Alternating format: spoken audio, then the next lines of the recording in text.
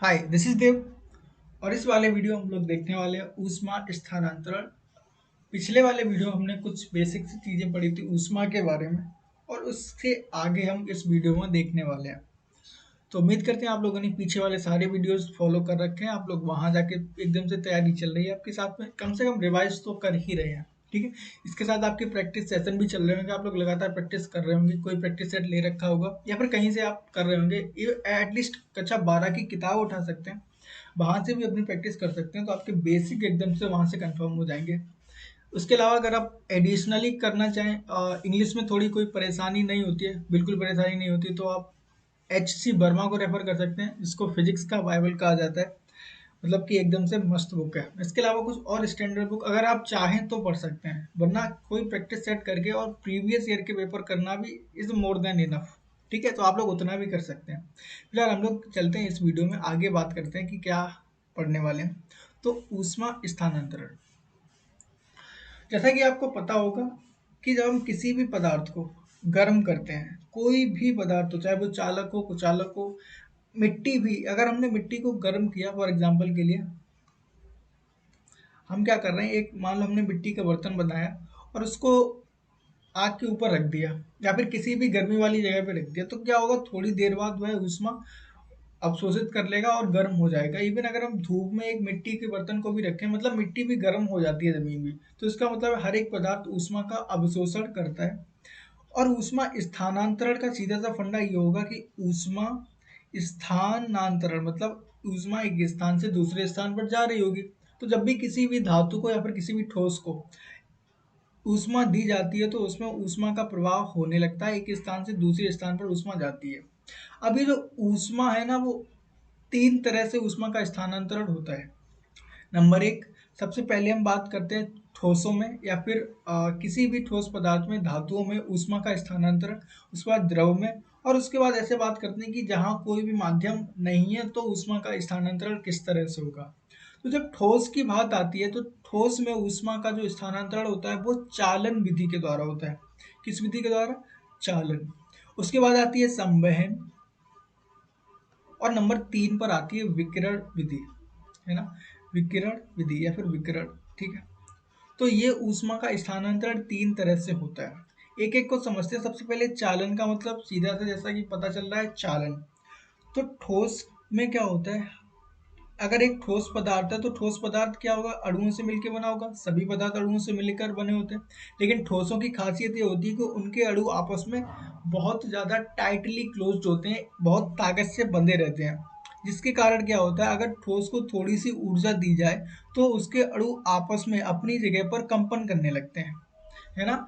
और ऐसा ही मानो, अगर हमने इस वाले हिस्से को थोड़ा सा ताप देना स्टार्ट किया, इसको इधर से इसका ताप बढ़ाया और इधर से इसको ऊष्मा देना स्टार्ट किया, तो इसके जो यहाँ वाले अणु है ना, वो क्या करेंगे, इनको ऊर्जा मिलेगी तो ये तेजी से कंपन करने लगेंगे। और कंपन करने का मतलब क्या, ये यहाँ से आगे इधर से टकराएगा, इसमें ऊर्जा आ जाएगी। उसके बाद ये इधर टकराएगा, ये वाला, इसमें ऊर्जा आ जाएगी, ये वाला इधर टकराएगा, और इस तरह से टकराते टकराते ऊर्जा एक तरफ से दूसरे तरफ को जाती है। और इसी प्रक्रिया को हम कहते हैं ऊष्मा का चालन। जब ऊर्जा ठोसों में अणुओं के माध्यम से चलती हुई दूसरी तरफ जाती है, तो इसको चालन कहते हैं, है ना। संवहन का मतलब क्या होता है, संवहन का सीधा सा मतलब समझ में आ रहा है, बहना। तो ये क्या होता है, जब फॉर एग्जांपल हम लोगों ने घरों में देखा होगा कि जब हम पानी को उबालते हैं, पानी को खौलाते हैं, तो वहां क्या ऊपर इस तरह से एक बबल टाइप के, गुब्बारे टाइप के निकलते हैं ऊपर की तरफ, बुलबुले निकलते हैं। वो बुलबुलों का मतलब क्या होता है, क्योंकि हमने नीचे से इसको ऊष्मा दे रखी है, हम नीचे से इसको गर्म कर रहे हैं, तो यहाँ से जब भी कोई द्रव गर्म होता है, तो वो क्या करता है, गर्म से ठंडे ओर की तरफ, मतलब उच्च तापमान से निम्न तापमान की तरफ जाता है।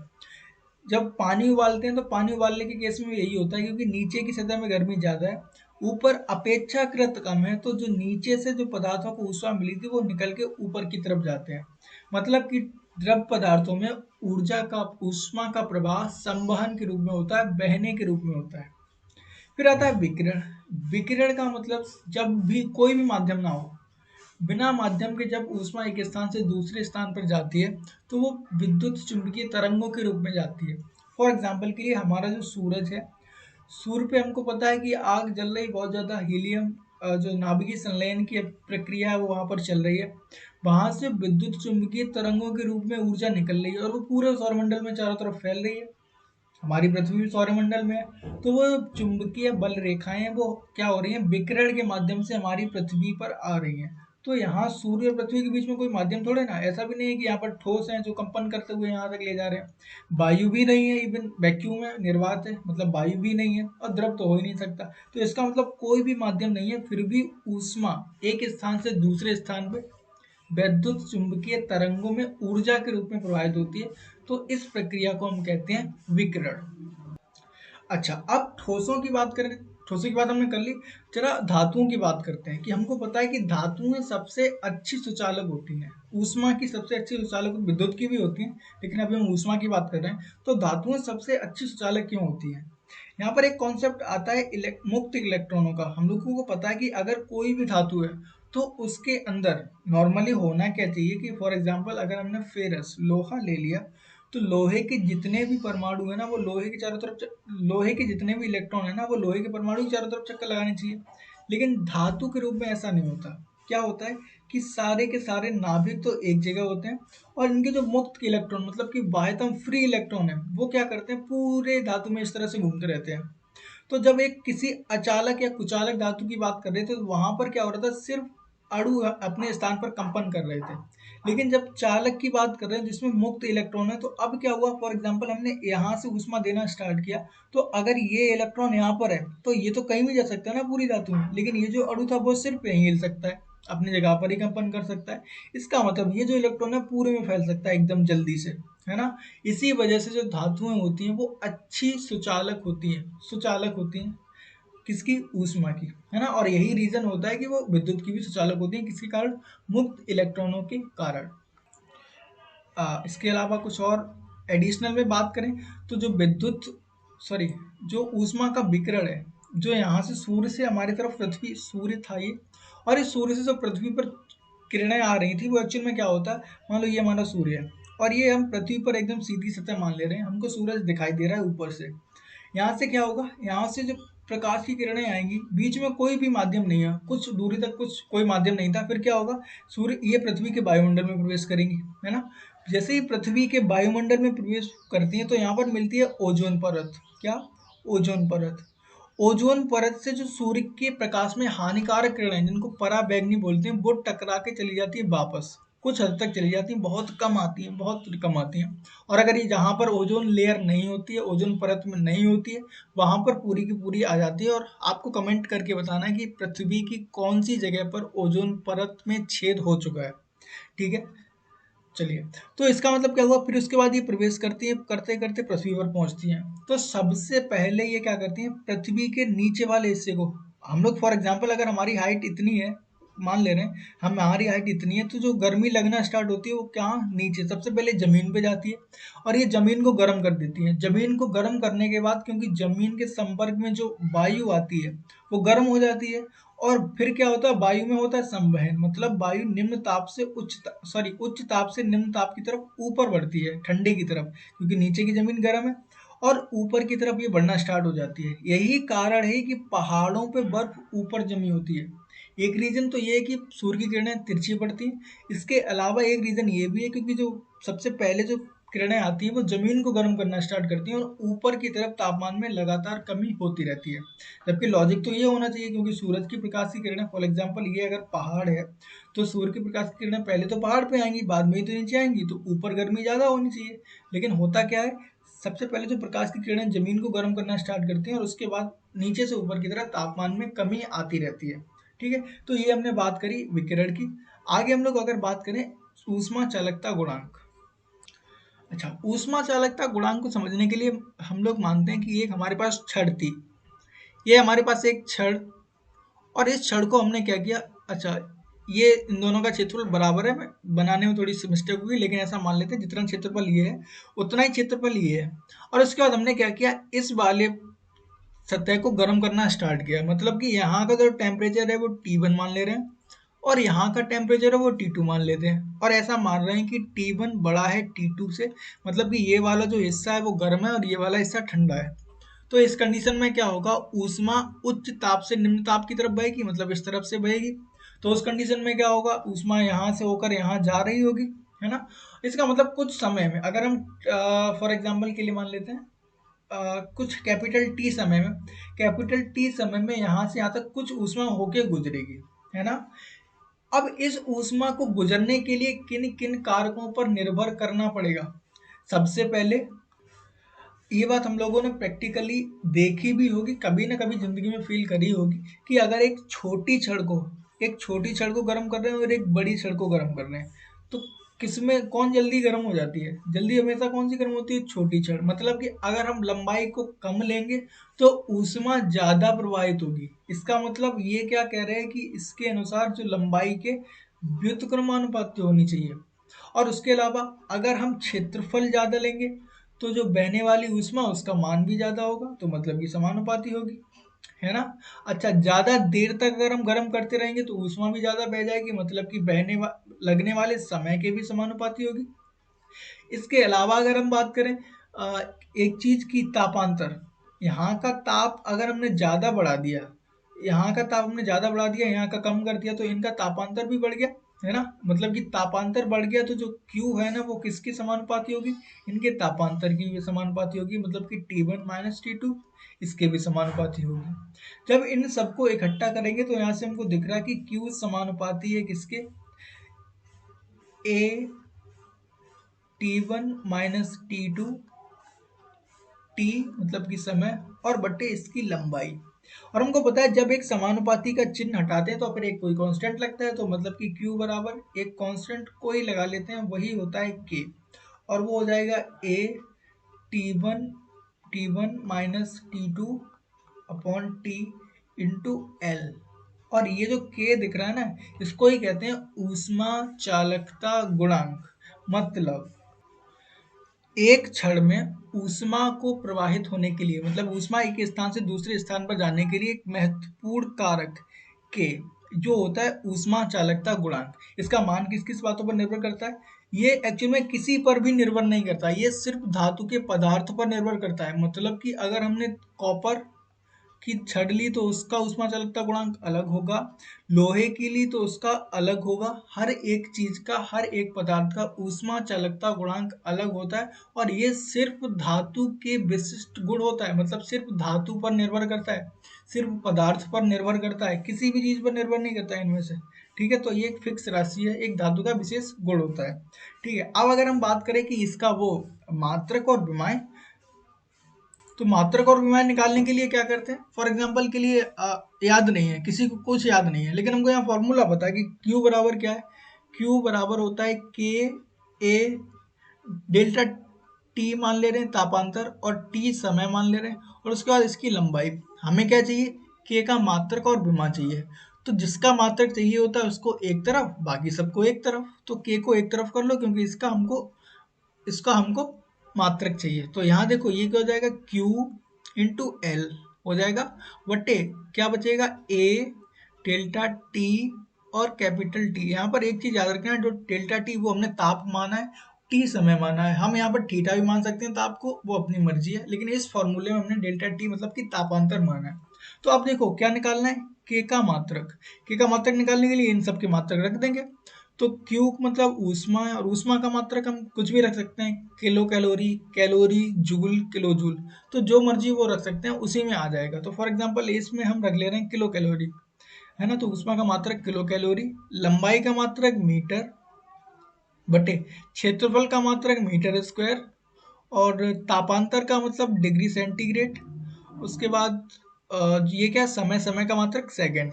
अब जरा देखो ये मीटर स्क्वायर है और एक मीटर है, तो इस वाले मीटर स्क्वायर से ये मीटर कट गया, हमारे पास क्या बचेगा, किलो कैलोरी। और इन दोनों को ले जाएंगे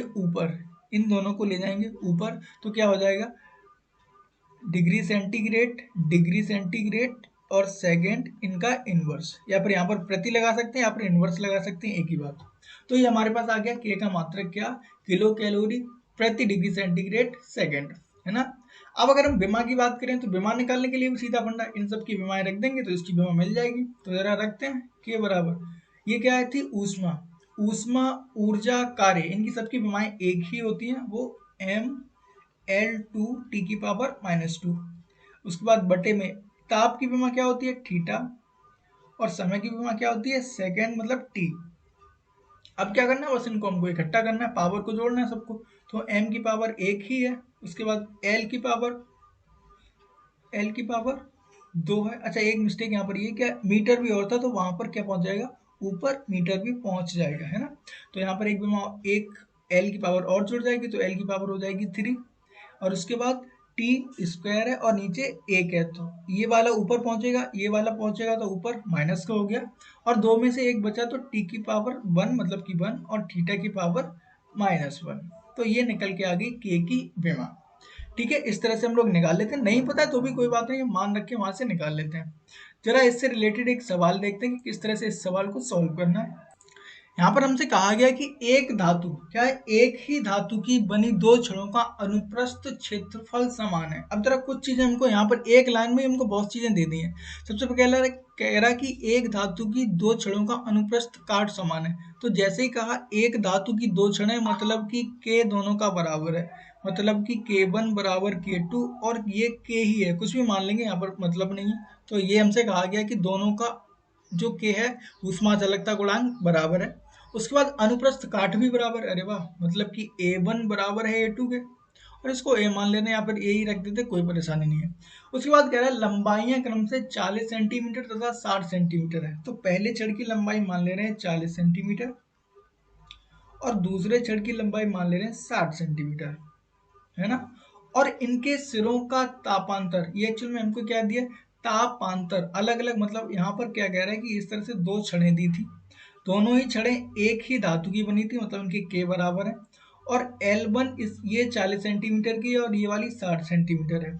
उसके बाद कह रहा है दोनों के सिरों का तापांतर, मतलब इस वाले सिरे पर और इस वाले सिरे पर जो ताप का अंतर है वो थीटा मान रहे हैं। तो डेल्टा थीटा हमको दिया है कितना, 100 डिग्री सेंटीग्रेड, है ना। उसके बाद यहाँ पर कह रहा है कि इस वाली छड़ के लिए जो डेल्टा थीटा है, इसको डेल्टा थीटा 1 मान ले रहे हैं, डेल्टा थीटा 2 कितना है, 120 डिग्री।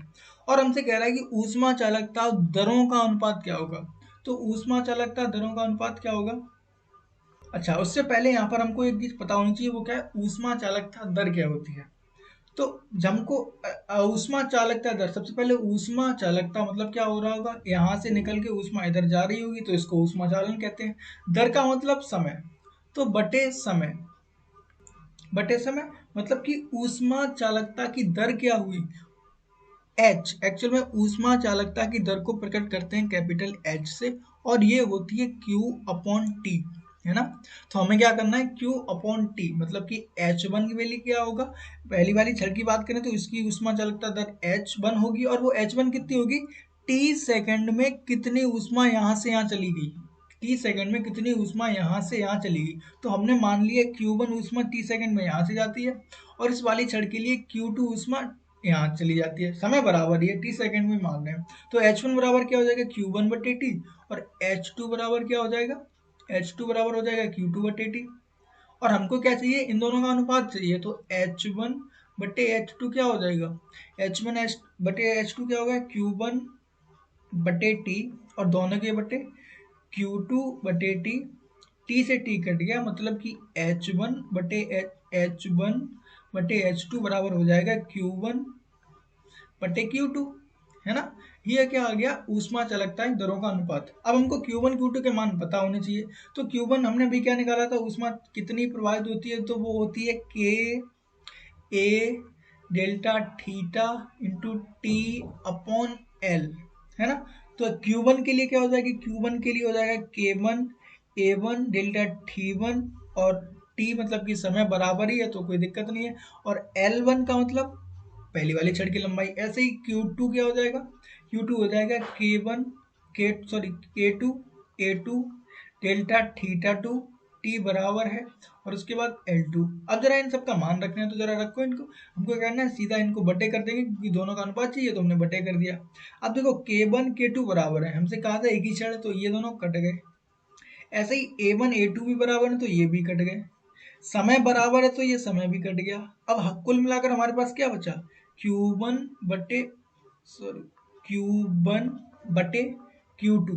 और ये एक्चुअल में क्या बता, क्या बचा, डेल्टा थीटा वन बटे L1, और इन दोनों के बटे में डेल्टा डेल्टा थीटा टू बटे L2, है ना। जरा इनको सॉल्व करेंगे, थोड़ा इजी कर लेते हैं। तो क्या करेंगे, नीचे वाली भिन्न का उल्टा करके ऊपर गुणा कर देते हैं। जब भिन्न के बटे में भिन्न हो तो क्या करते हैं, जो नीचे वाली भिन्न है उसको उल्टा करके ऊपर गुणा कर देंगे। तो इसका मतलब ये जो हो जाएगी, यहाँ लिख दे रहा हूँ, जगह नहीं बची। तो डेल्टा थीटा वन बटे L1, और गुणा में हो जाएगा ये L2 बटे डेल्टा थीटा टू। जरा इन सबके मान रख देना। क्या थीटा वन दिया हमको, हाँ हाँ बिल्कुल, 100 डिग्री सेंटीग्रेड, मतलब कि 100 गुणा यहाँ पर L2 का मान कितना दिया है, L2 का मान हमको दिया है 60 सेंटीमीटर, तो 60 रख दे रहे हैं बटे में। उसके बाद हमसे क्या कहा, L1 कितना दिया है 40, और थीटा टू कितना दिया है 120, तो ये हो गया 120। मतलब कि अब देखो, एक जीरो से एक जीरो ये कट गया, एक जीरो से एक जीरो ये कट गया, तो यहाँ से लिख रहे हैं क्या बचेगा, 10 गुणा 6 बटे 4 गुणा 12, है ना। उसके बाद जरा इसको और सॉल्व करेंगे, तो ये कितने बार गया, 2 बार, और उसके बाद ये 5 बार, तो हमारे पास क्या बच रहा है, 5/4। मतलब कि जो H1 बटे H2 निकल के आया वो कितना आया, 5/4, मतलब कि 5:4 हमारा आंसर है। ठीक है, हमने क्या किया, सबसे पहले आंसर समझने से पहले सबसे पहले सवाल को समझते, पूछ क्या रहा है। तो हमसे पूछ रहा था ऊष्मा चालकता की दरों का अनुपात क्या होगा। ऊष्मा चालकता की दर होती है H बराबर Q बटे T। ठीक है, तो हमें क्या चाहिए, H1 बटे H2 निकालना था, वो क्या हो जाएगा Q1 बटे Q2, क्योंकि समय बराबर था तो दोनों से ही कट गया। उसके बाद क्या किया हमने, Q1 और Q2 के मान निकाले, कहाँ से, ऊष्मा चालकता गुणांक की परिभाषा से। तो वहां से हमने Q1 Q2 के मान निकाले, वहां पर रख दिया, और जो जो चीजें बराबर थी, जैसे कि K बराबर था तो K से K कट गया, और ये क्षेत्रफल बराबर था, अनुपात लेने से कोई फर्क ही नहीं पड़ता, क्योंकि अनुपात ले रहे हैं तो अनुपात में जो बराबर वाली चीजें हैं वो कट जाएंगी। और उस तरह से जब सॉल्व किया तो हमारे पास ये वाला आंसर निकल के आ गया। ये बेसिक से सवाल था। ठीक है, इसके आगे एक और छोटा सा कॉन्सेप्ट है, ऊष्मीय प्रतिरोध। अच्छा, ऊष्मीय प्रतिरोध को समझने से पहले अगर आप लोग पीछे वाला सवाल चाहें तो नोट कर लेते हैं, नोट्स बना सकते हैं, है ना। ऊष्मीय प्रतिरोध, ऊष्मीय प्रतिरोध आपको शायद ना पता हो, लेकिन विद्युत प्रतिरोध तो आपको पता था। तो वैद्युत प्रतिरोध हम क्या कहते थे, कि ओम के नियम से जो R बराबर होता है V/I होता है, मतलब कि विभवांतर बटे धारा।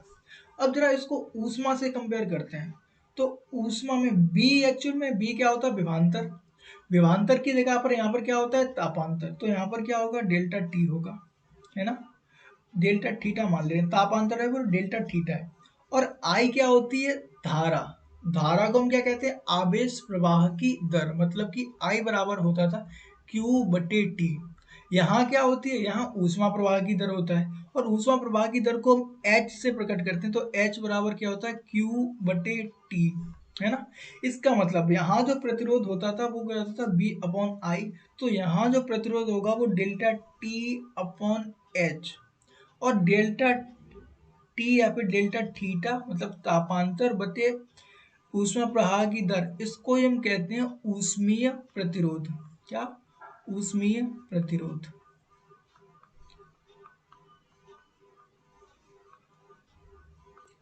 अब जरा H का मान रखना है, तो H बराबर हमको पता है, H बराबर क्या होता है, H बराबर होता है Q बटे T, है ना। और Q का मान क्या होता है, अभी हम लोगों ने पीछे देखा था, Q बराबर होता है क्या, K A delta theta T/L। तो जरा इस Q का मान क्या करेंगे हम, इस Q का मान यहाँ रखेंगे, तो H बराबर हमको क्या मिल जाएगा, H बराबर मिल जाएगा KA डेल्टा थीटा T/L, और इसके बटे में क्या है, T। तो इस T से ये T कट गया, मतलब कि H बराबर जो हमको मिल रहा है KA delta theta upon L। जब हम इस H का मान इसमें रखेंगे, तो उसमें प्रतिरोध जो हमको मिलेगा वो होगा K। देखो हम क्या कर रहे हैं, H का मान इस वाले समीकरण में रख रहे हैं, तो ये हो जाएगा डेल्टा थीटा बटे K A delta theta upon L। Delta theta से डेल्टा थीटा कट गया, और जो उसमें प्रतिरोध बचेगा वो क्या बचेगा, जो भिन्न बटे के बटे में ऊपर पहुंच जाएगा, मतलब कि L अपॉन के ए। और इस राशि को हम कहते हैं ऊष्मीय प्रतिरोध, मतलब कि डेल्टा थीटा अपॉन एच बराबर होता है L अपॉन के ए। ठीक है, ये सिंपल सा फॉर्मूला यहाँ से निकल के आया, इसको आप लोग नोट कर लेंगे और इससे रिलेटेड कुछ सवाल करने वाले हैं। तो सबसे पहले हमसे कह रहा है 10 सेंटीमीटर लंबी एक छड़ है, एक छड़ दी गई, इसकी लंबाई हमको कहा है, ये 10 सेंटीमीटर लंबी एक छड़ है और इसका अनुप्रस्थ परिच्छेद कितना है, 0.5 0.5 सेंटीमीटर स्क्वायर इसका अनुप्रस्थ परिच्छेद है। और हमसे ये कहा गया है कि धातु की छड़ का ऊष्मीय प्रतिरोध ज्ञात करो। अभी जो हमने निकाला था ऊष्मीय प्रतिरोध ज्ञात करो, उसका ऊष्मा चालकता गुणांक कितना है। तो ऊष्मीय प्रतिरोध बराबर हमने क्या निकाला था, L अपॉन के ए, बस इतना सा फंडा है। लेकिन यहाँ पर एक चीज जो परेशानी होगी वो क्या, मात्रक हमको क्या दिया है, मीटर, और हमारे पास यहाँ क्या दिया है, सेंटीमीटर। तो बस इतना याद रखना होता है, जब हम मात्रकों को सिर्फ एक ही पद्धति में रखते हैं, यहाँ पर सेंटीमीटर दिया होता तो कोई बात नहीं, मैं ऐसा ही रख देते हैं, लेकिन हमको यहाँ मीटर दिया तो हमको इसको मीटर में बदलना पड़ेगा। तो मतलब कि जो हमारी लंबाई हो जाएगी वो कितनी हो जाएगी, 10 सेंटीमीटर, और इसको मीटर में बदलने के लिए 10 की घात -2 का गुणा कर देते हैं। ठीक, 10 की घात -2 का गुणा कर देते हैं, तो ये हमारी आ गई लंबाई। क्षेत्रफल भी हमको क्या दिया है, ए बराबर दिया है 0.5 सेंटीमीटर स्क्वायर। इसको फिर से मीटर में बदलेंगे तो क्षेत्रफल को सेंटीमीटर से मीटर में बदलने के लिए 10 की घात -4 का गुणा कर देते हैं, ये क्या हो जाएगा, मीटर स्क्वायर। अब जरा इनका मान रख देंगे तो क्या हो जाएगा, L बराबर 10 गुणा 10 की घात -2 बटे के कितना है, 8 गुणा 10 की घात -2, और ये कितना हो जाएगा, गुणा 5.5 गुणा 10 की घात -4, है ना। अच्छा, ये 10 की घात -2 से 10 की घात -2 कट गया, मतलब कि हमारे पास क्या बचा, 10 बटे 8 का गुणा इधर किया, 8 का गुणा इसमें किया तो हो गया 40, और एक अंक बाद दशमलव, मतलब कि 4.0 गुणा 10 की घात -4, है ना। उसके बाद क्या हुआ, इसको ऊपर ले जाएंगे, ये माइनस किया तो क्या हो जाएगी, इसके प्लस की हो जाएगी। जब प्लस की हो जाएगी तो ये 4 है और 10 है, जरा इसका भाग देना तो 2.5 गुणा 10 की घात प्लस का 4, ये आ गया क्या, छड़ का ऊष्मीय प्रतिरोध। यहाँ से हमने यहाँ से निकाल लिया, सीधा सिंपल सा कैलकुलेशन था। बस हमको याद इतना रखना था कि मीटर दिया तो मीटर में रखेंगे, सेंटीमीटर दिया तो सेंटीमीटर रखेंगे। ठीक है, ये एकदम से बेसिक सीधा सीधा सवाल था, लेकिन एक्सपेक्ट नहीं करते इतना सीधा सवाल आने वाला है, तो थोड़ा सा घुमा के भी आ सकता है। तो एक जरा थोड़ा सा देखते हैं घुमा हुआ सवाल, टेढ़ा मेढ़ा। हमसे कह रहा है दो विभिन्न पदार्थों की ऊष्मा चालकता गुणांक का अनुपात 5.3 है। तो हमसे कहा गया कि कोई दो पदार्थ होंगे, उनके ऊष्मा चालकता गुणांक मतलब कि K1 बटे K2 हमको दिया गया है 5/3, और कहा यदि इन पदार्थों के समान क्षेत्रफल, क्या समान क्षेत्रफल, जैसे ही कहा समान क्षेत्रफल मतलब कि A1 बराबर है A2, और इसका मतलब हुआ कि A1 बटे A2 बराबर कितना है, 1, है ना, वाले समान क्षेत्र वाले छड़ों का ऊष्मीय प्रतिरोध समान हो। अरे वाह, क्या हमसे कहा ऊष्मीय प्रतिरोध समान हो, तो पहली छड़ का ऊष्मीय प्रतिरोध क्या हो जाएगा, जरा बताओ क्या हो जाएगा, L1 बटे K1 A1, यही तो होगा। और दूसरी छड़ का अनुपात क्या, दूसरी छड़ का प्रतिरोध कितना होगा, L2 बटे K2 A2।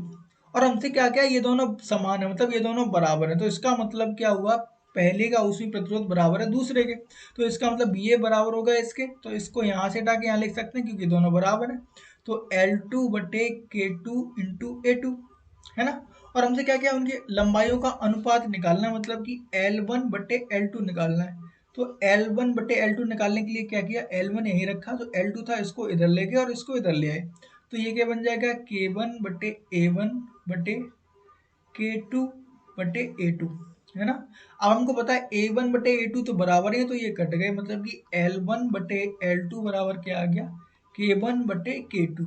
जरा इसको सॉल्व करेंगे, 5/3 दिया है ना, क्या दिया हमको, 5/3, तो ये क्या हो जाएगा, 5/3।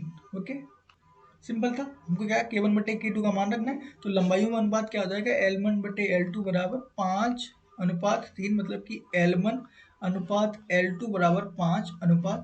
3। बेसिकली हमको करना क्या होता है, सवाल जो कह रहा है सबसे पहले उल्टा देखते हैं। सबसे पहले हमसे पूछा क्या गया है, सबसे पहले पूछा क्या गया है, और उसके बाद क्या क्या दिया गया है, उसके बाद सवाल को करना स्टार्ट करते हैं। तो उम्मीद करते हैं ये एक इन्फॉर्मेटिव वीडियो था आपके लिए। आगे हम अगले टॉपिक में बहुत ज़्यादा इंपॉर्टेंट टॉपिक पढ़ने वाले हैं अगले वीडियो में, जिसमें पढ़ेंगे दो छड़ों को जोड़ने पर उनके बीच में साम्यावस्था में क्या दाब आता है, और दो छड़ों को जोड़ने पर उनकी चालकता पर क्या प्रभाव पड़ता है, और काफ़ी क्वेश्चन इस टॉपिक से पूछे गए हैं। तब तक के लिए बेस्ट ऑफ लक।